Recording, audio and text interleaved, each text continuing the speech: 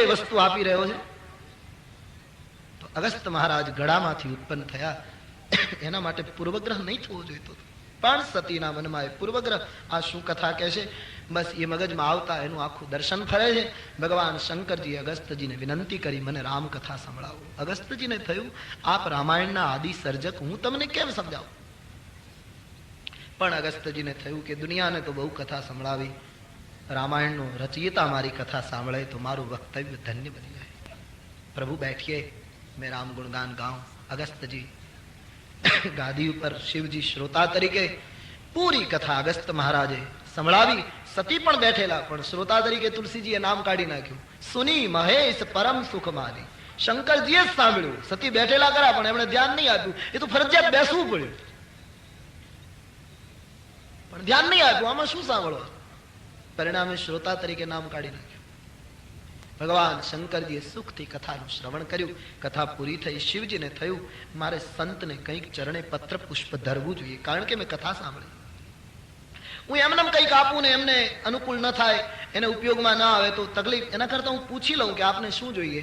એટલે શંકરજીએ પૂછ્યું, અગસ્ત મહારાજ આપ કંઈક માંગો, હું આપને આપું. અગસ્તજી અહીં મુશ્કેલીમાં મુકાયા છે. માંગવાનું કહ્યું. અગસ્ત ભારતના ઋષિ છે, ભારતનો સંત માંગે નહીં. ફકીરીની એક જબરદસ્ત આભા હતી આપણા દેશમાં. માંગવું નહીં, બસ લાયક બનીએ, કક્ષા નિર્માણ કરીએ. માંગવા કરતા લાયક બનવું એ વધારે સારું. સાહિત્યમાં માંગવાની બહુ ટીકા લખી છે. રહીમન વો નર મર ચુકે, જો કहीं માંગન જાય, ઉનસે પહેલે वो मरे जिन मुख से निकसत ना. માંગો નહીં. અગસ્ત મહારાજ વિચાર કરે કેમ માંગુ. પછી તુલસીદાસજીએ શબ્દ પ્રયોગ બહુ સરસ કર્યો છે. પૂછા ઋષિ હરિ ભક્તિ સુહાઈ. માંગ્યું નહીં, પૂછ્યું. મહારાજ હું બીજું કઈ માંગતો નથી આપની પાસે, પણ મેં તમને રામકથા સંભળાવી, એમ તમે ભગવાનની ભક્તિ વિશે કંઈક કહો. આવો પ્રશ્ન પૂછ્યો, માંગ્યું નહીં. ભગવાન શંકર સમજી ગયા કે ઋષિની ચતુરાઈ છે.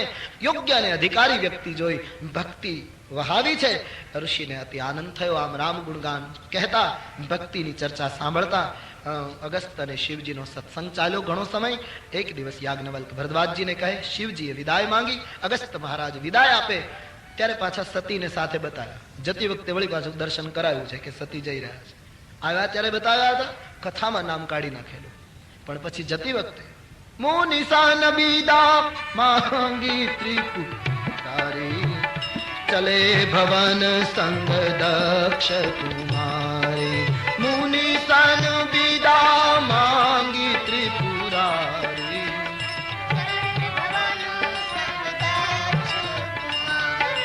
તેહી અવસર ભંજન મહિભારા, હરિ રઘુવંશ લીન અવતારા.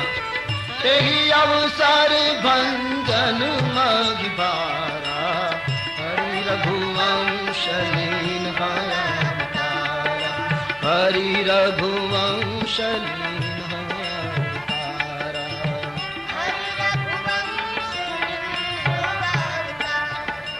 પતિ પત્ની શિવ અને શિવા અગસ્ત પાસેથી વિદાય થાય. તુલસીદાસજી શબ્દ બહુ સમજીને વાપર્યો. આવ્યા ત્યારે જગજનની ભવાની. પણ એક સંતની સરળતાનો ખોટો અર્થ કર્યો, રામકથાનો અનાદર કર્યો. એટલે તુલસી કહે, ચલે ભવન સંગ દક્ષ કુમારી. હવે જગજનની નથી દેખાતા, દક્ષ કુમારી લાગે છે. એક બુદ્ધિમાન પિતાની પુત્રી માત્ર દેખાય. શિવ અને સતી જઈ રહ્યા હતા. હે ભરદ્વાજજી, એ ત્રેતાયુગનો સમય હતો. એ વખતે ભગવાનનો અવતાર પૃથ્વીનો ભાર ઉતારવા માટે થઈ ચૂકેલો. પિતાની આજ્ઞા માની ભગવાન વનમાં દંડિકારણ્યમાં ફરતા હતા. રાવણ સીતાજીનું અપહરણ કરી ગયેલો અને સીતાન્વેષણમાં રામ અને લક્ષ્મણ સીતે સીતે કહીને જંગલમાં રડતા હતા. સીતાના વિયોગમાં પ્રભુ પોતાનું રુદન કરતા હતા. એ વખતે શિવ અને પાર્વતી ત્યાંથી નીકળે. આવો યોગ થયો. રામ ચરિત્ર ચાલુ હતું. અંતર્યામી શિવજીને ખ્યાલ આવ્યો, જેની કથા સાંભળવા ગયો એ પ્રભુ તો રસ્તામાં છે. જો દર્શન થાય તો મારી કથા ચરિતાર્થ થાય. હૃદયમાં ભાવ છે, રામ દર્શનની તડપ છે. સતીને તો સ્વાભાવિક એ વિચાર જ નહીં આવે, કારણ કે એ તો જુદી જ રીતે કંઈક વિચારી રહ્યા છે. મેં કથા ન સાંભળી એનું એને ગૌરવ છે.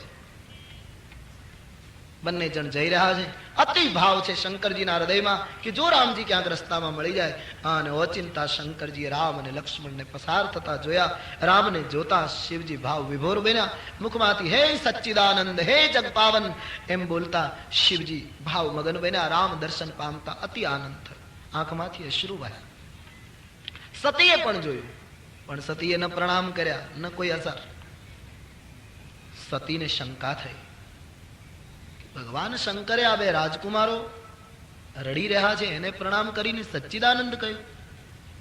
શંકરજી તો ત્રિભુવનના ગુરુ છે. આ કોણ છે બે જણ? એક સાથે કથામાં ગયેલા, એક સાથે પાછા નીકળ્યા, એક સાથે રામ દર્શન. પણ શિવ પામી શક્યા, સતી પામી ન શક્યા. ઉલટાની શંકા કરી. ભગવાન શંકરજીને કહ્યું, મહારાજ એ બે જણ કોણ છે? સીતે સીતે કહીને રડે. આપ મહારાજ એમને સચ્ચિદાનંદ કહીને પ્રણામ કરો. હજી પ્રેમ તમારો રોક્યો રહેતો નથી. એ છે કોણ? આપ તો ત્રિભુવનના ગુરુ છે. ભગવાન શંકર સ્વસ્થ થઈ સતીને કહે, દેવી તમે પ્રણામ કર્યા કે નહીં? બોલે, મહારાજ હું કેમ પ્રણામ કરું? કોઈ કામી માણસના જેમ વૃક્ષોને પૂછે છે, રડે છે, એને પ્રણામ કરવાના? આપ વધારે પડતા લાગણીશીલ છો મારા. એ કોણ છે બતાવો. સતી તમે અવસર ચૂકી ગયા. જેની કથા સાંભળવા માટે કૈલાસથી અગસ્ત્યના આશ્રમમાં ગયા, જેની ભક્તિનું દાન મેં અગસ્ત્યને કર્યું, સોય મામા ઈષ્ટદેવ રઘુવીરા, એ મારા ઈષ્ટદેવ પોતે જ પરમાત્મા રામ અવતાર લઈ નિરાકાર નરાકાર થયા છે, લીલા કરે છે. દેવી તમે અવસર ચૂકી ગયા. શંકરજી રામની સ્પષ્ટતા કરે છે. મુનિ ધીરજો સિદ્ધ સંતત બિમલ મન ધ્યાવ.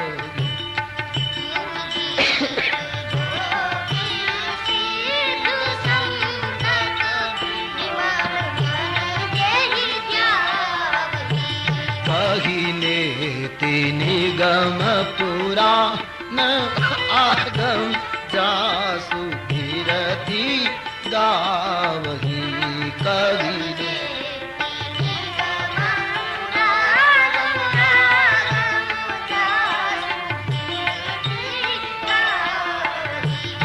સોઈ રામ વ્યાપક બ્રહ્મ ભુવન નિકાય પતિ માયાધની. સોઈ રામ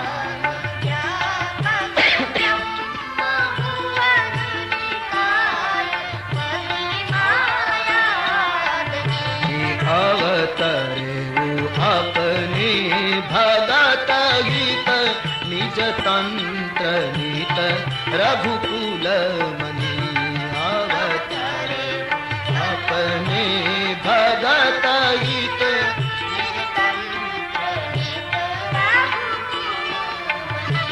મુનિ ધીર જોગી સિદ્ધ સંત વિમલ મન જેહી ધ્યાવહી. મુનિ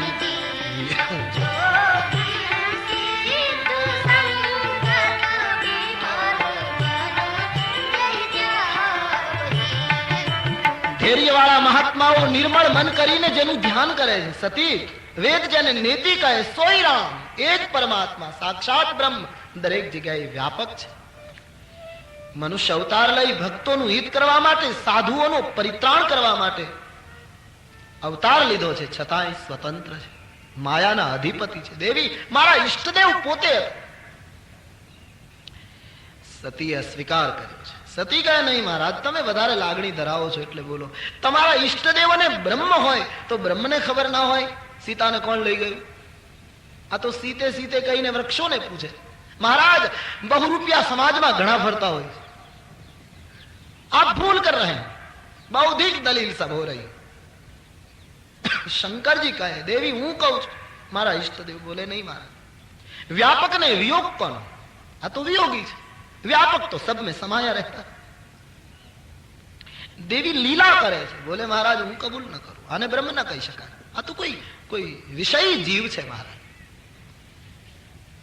सती ने शंकर जी केटलू समझावे पण मान्या नहीं। रामायण में एम लख्યું છે, लागन उर उपदेश जदपि कहे उसी बार बहु। शंकर जी वारंवार કહ્યું છતાં ઉપદેશ ન લાગ્યો। હવે ત્રેતાયુગમાં ભગવાન શંકરજી જેવી વ્યક્તિ સમજાવનાર રામના કાળમાં જ્યારે રામ વિદ્યમાન એ વખતે શિવજી સતીને સમજાવે કે દેવી રામ બ્રહ્મ છે,